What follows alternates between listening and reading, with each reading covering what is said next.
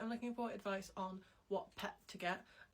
So this is just a little stitch in response to this creator about what pet people recommend that she get for her kid.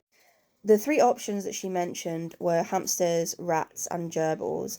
Now, out of those three, I would automatically always recommend rats as a family pet. Not as a pet for the kid, but as a family pet that you as the adult are taking care of, that the kid can also enjoy.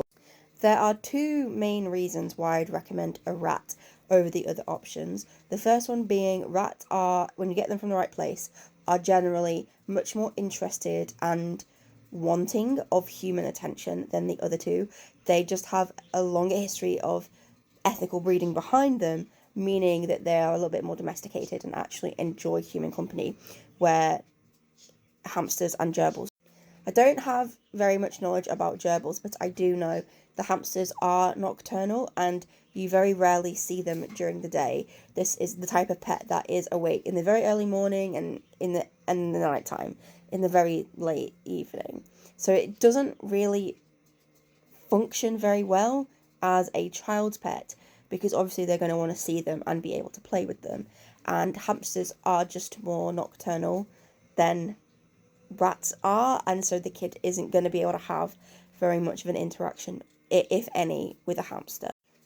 So, all in all, I would generally recommend rats over most other pets for families because of these reasons.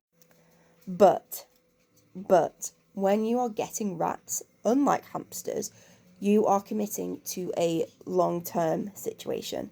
Yes, rats themselves, just individually, only live about 2 years, but getting rats is a bigger commitment than just the lifespan of that one group of rats that you get.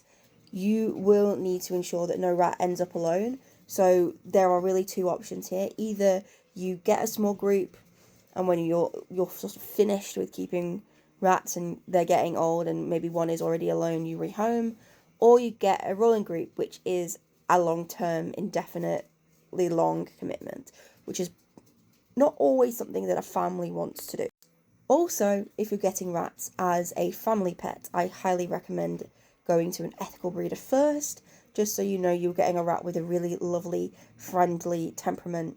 I actually say rats should not be kept alone, so that is another thing to consider.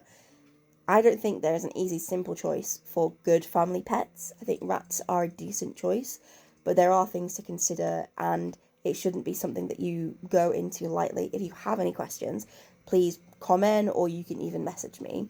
And yeah, I hope this helps.